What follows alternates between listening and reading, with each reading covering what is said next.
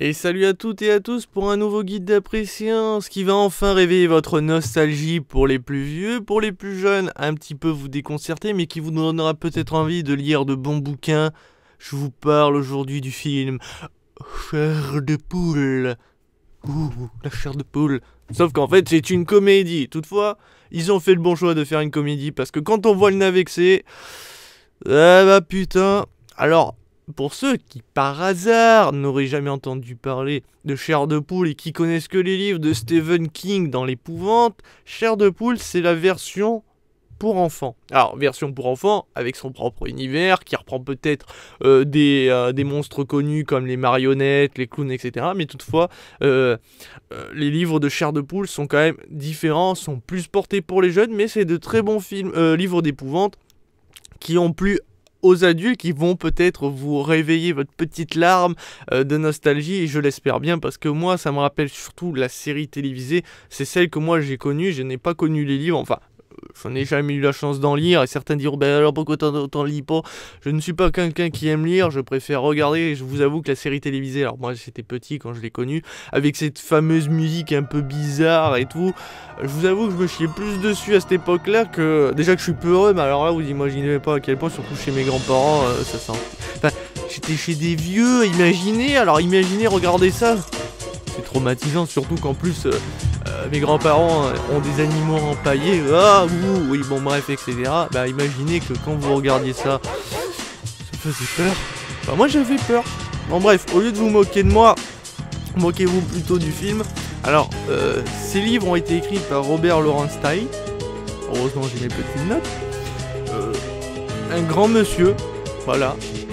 Et il faut savoir que dans ce film, il fait un petit caméo très sympathique, vous ne direz pas quand, je ne vous montrerai pas non plus, mais il fait une petite apparition et je trouve ça excellent. Toutefois, malheureusement, je ne sais pas s'il a vu le film en entier et je lui souhaite pas. Ça rend hommage sur certains points à ces livres, mais absolument pas tout le temps bien, c'est dommage. Alors dans le rôle principal... Donc celui-là qui va jouer l'écrivain, c'est Jack Black. Donc quand on dit qu'il y a Jack Black, on se dit que ça va vraiment être une comédie. Alors il faut savoir que je n'ai rien contre Jack Black, moi j'aime beaucoup cet acteur. Mais c'est vrai que quand on me parle de Jack Black, je visualise direct des comédies comme Tonnerre sous les tropiques par exemple. Alors que bizarrement il a joué quand même dans des films assez sérieux comme King Kong.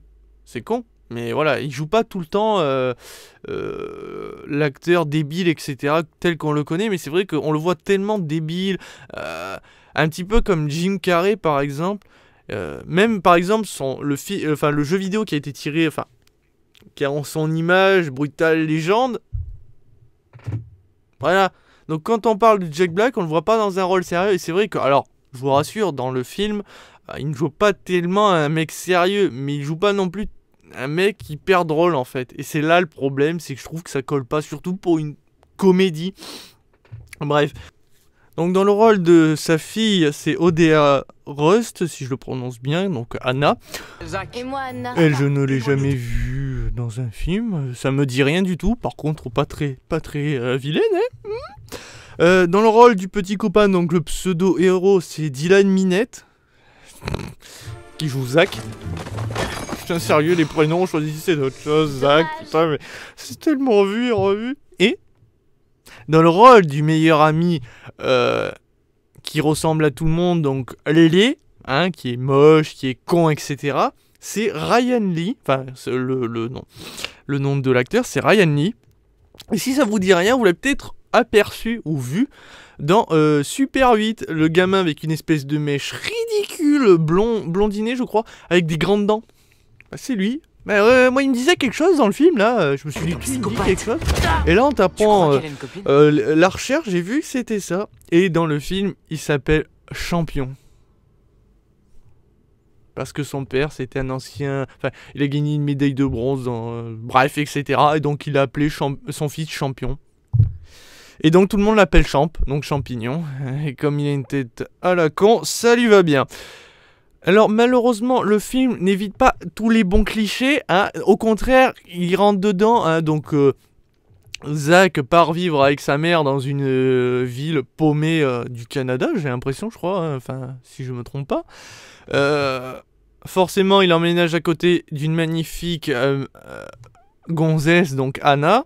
Forcément, moi, demain, je déménage. Parce que moi, j'ai déménagé 4 ou 5 fois. Jamais je suis tombé à côté d'une voisine magnifique qui est venue direct me parler, me dire: oh bah, vous êtes nouveau voisin, jolie casquette, joli bonnet. Non, moi, c'est que des vieux, des vieilles qui d'une on en a rien à foutre. Hein. Je suis pas chez les grannies, mais enfin là, quand même, bordel, ça n'arrive jamais. Il y a que dans les films que ça arrive. Et là, je vous parlais de Ryan Lee qui joue le mec stupide, laid, etc. Désolé de dire qu'il est laid, mais enfin, qui est atypique, voilà, qui est comme moi, si vous voulez. Et qui, lui, va rouler une pelle à la plus belle gonzesse du bahut. C'est un peu lourd. Tout le monde, aujourd'hui, tous les gamins savent que ça arrive que dans les films. En vrai, ça n'y arriverait jamais. Et là, vous insistez, évitez les clichés, pourquoi ne pas montrer un truc beaucoup plus drôle et beaucoup plus logique, genre la gamine, elle se fait sauver par le mec, elle lui fait un câlin, et elle se barre avec un autre mec beaucoup plus mignon qui passe à côté. Non, là, elle va lui rouler une pelle. Oh, moi j'abandonne ces films, j'abandonne. Bref, alors, pour résumer entre guillemets l'histoire sans trop vous spoiler, donc en gros en utilisant simplement ce qui est vu dans la bande-annonce plus ou moins.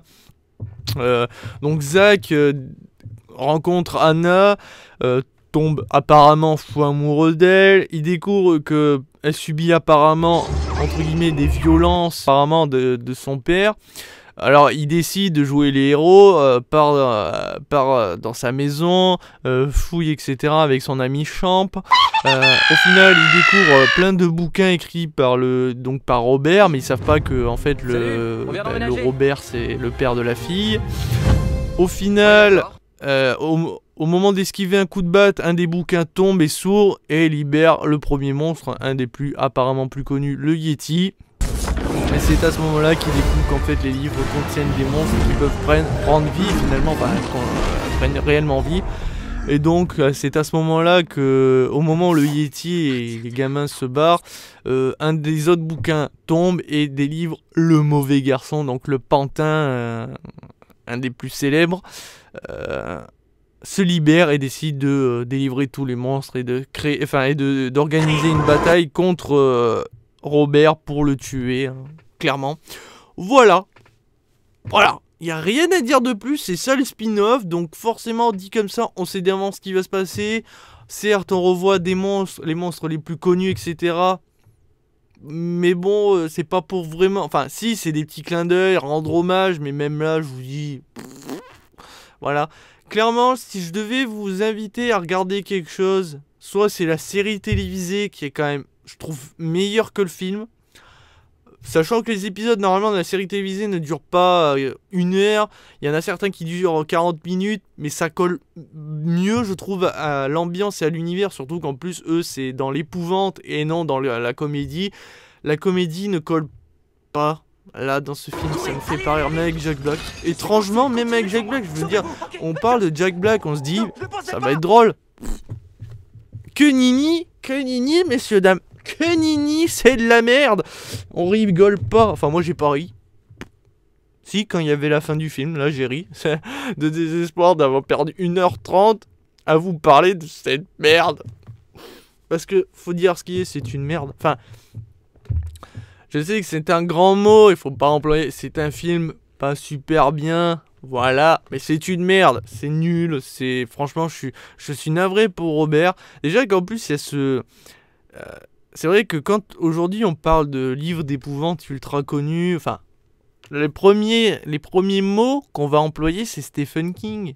C'est le premier nom qui va nous traverser l'esprit. C'est l'un des plus connus. Or, pour autant, un autre qui a vendu tout autant de livres, enfin, tout autant, énormément de livres, qui est connu aussi, c'est Chair de Poule. Mais les plus jeunes connaissent Stephen King. Alors, quand on fait un film, enfin, quand il y a un film sur une série à succès, en livre et en série télévisée, faudra voir un petit peu mieux quand même. Et là, bah, c'est pas pour lui rendre hommage, au contraire, ça va lui faire une mauvaise pub. Après, pour les plus nostalgiques, ça va peut-être leur donner envie d'aller relire les livres, finalement se dire, ah bah c'est une merde le film, repartons sur les livres. Peut-être que les plus jeunes d'entre vous vont se dire, qu'est-ce que c'est Chair de Poule? Allons voir! Allons lire les livres! Mais n'allez pas voir le film, stop, Satan! Oh, c'est de la merde! Ouais, n'allez pas le voir. Enfin, téléchargez-le. Légalement. Ou illégalement. Quoi? C'est quoi illégal? C'est pas bien. C'est pas bien du tout. En streaming, mais non, le regardez pas. Là, allez pas vous perdre votre temps pour ça. C'est dommage parce que les effets spéciaux sont pas dégueux. Hein, ils sont plutôt bien foutus. Le Yeti.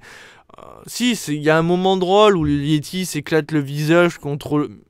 Mais c'est tout. Là, je suis en train d'essayer de chercher des moments drôles. Les histoires d'amour sans queue ni tête sont nulles à chier. L'attente de Zach,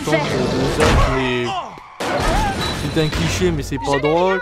L'histoire d'amour, on la voit à 3 km. On sent qu'il y a une couille dans le potage et on a tous raison au moment de le découvrir.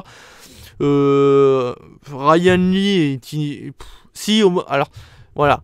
Moi, je sais que quand j'entends quelqu'un gueuler, que ça soit mec ou femme, qui des cris ultra aigus à la con, ça me fait pouffer de rire. Et Ryan Lee, à un moment, fait un cri comme ça, donc je rigole.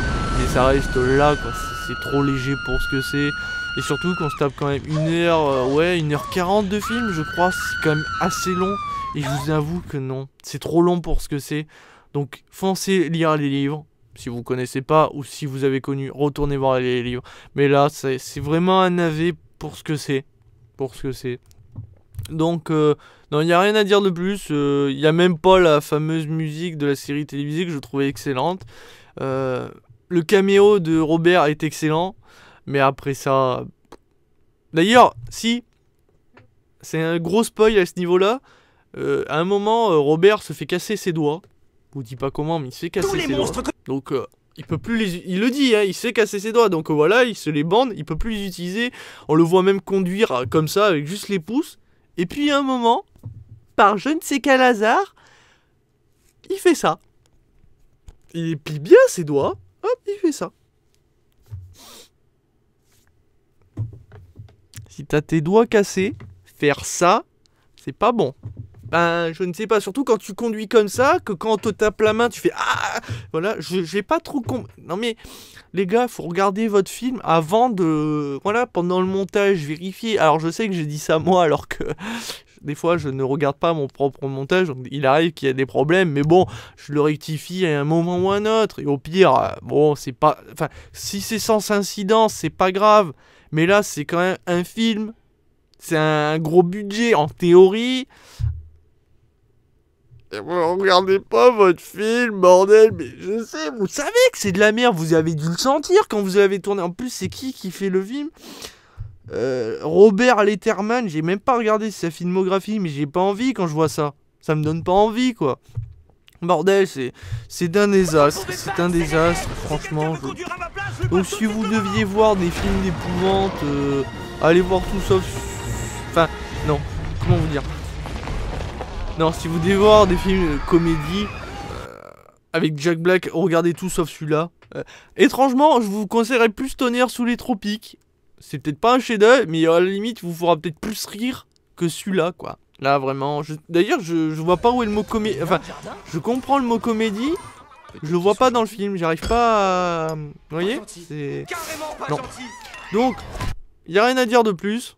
Voilà, hop, je tape. Voilà, je suis vénère. C'est de la merde. Donc, je vous dis à très vite et à très bientôt pour un prochain guide d'après-séance qui, j'espère, sera sur un film un peu plus intéressant. Hein, parce que là, c'est nul. C'est nul. Donc, je vous dis à plus, les gars. Hein. Vous abonner si ça vous a plu. Ah, et n'hésitez pas à écrire en commentaire si vous avez connu la période Chair de Poule, si vous en avez eu. Si vous avez aimé des livres, lesquels aussi, ça m'intéresse, parce que moi, je trouve que c'est vraiment intéressant. Donc voilà. Allez, bonne chair de poule. C'est de la merde ce film.